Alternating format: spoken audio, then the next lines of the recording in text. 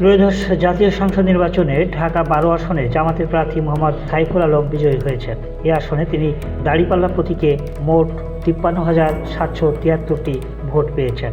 সাইফুল আলমের নিকটতম প্রতিদ্বন্দ্বী বাংলাদেশ বিপ্লবী ওয়ার্কার্স পার্টির কোদাল প্রতীকের প্রার্থী সাইফুল হক, তিনি বিএনপি জোটের প্রার্থী, ভোট পেয়েছেন 30,963টি।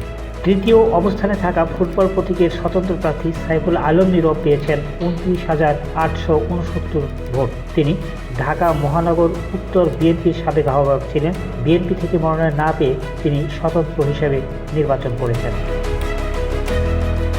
জামাতের প্রার্থী মোহাম্মদ সাইফুল আলম বিএনপি জোট প্রার্থীর চেয়ে 22,810 ভোট ও স্বতন্ত্র সাইফুল আলমের চেয়ে 23,904 ভোট বেশি পেয়েছেন।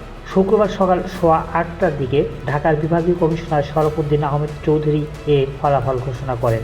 ঢাকা 12 আসনে মোট ভোটার ছিল 3,33,318 জন। এর মধ্যে ভোট দিয়েছেন 1,24,712 জন। ভোট বাতিল হয়েছে 2,444টি।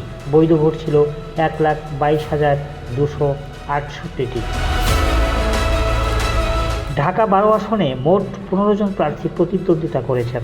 অন্য প্রার্থীদের মধ্যে ইসলামী আন্দোলন বাংলাদেশের প্রার্থী মাহমুদুল হাসান হাতপাখা প্রতীকে 2058 ভোট, লাঙ্গল প্রতীকে জাতীয় পার্টির প্রার্থী সরকার মোহাম্মদ সালাউদ্দিন 1,770 ভোট, গণসংহতি আন্দোলনের মাথাল প্রতীকের তসলিমা আক্তার 1,511 ভোট, আমজনতা দলের প্রজাপতি প্রতীকের তারেক 44 ভোট, বাংলাদেশ কমিউনিস্ট পার্টির কাস্তে প্রতীক প্রার্থী উলুল বণিক 400 ভোট পেয়েছেন।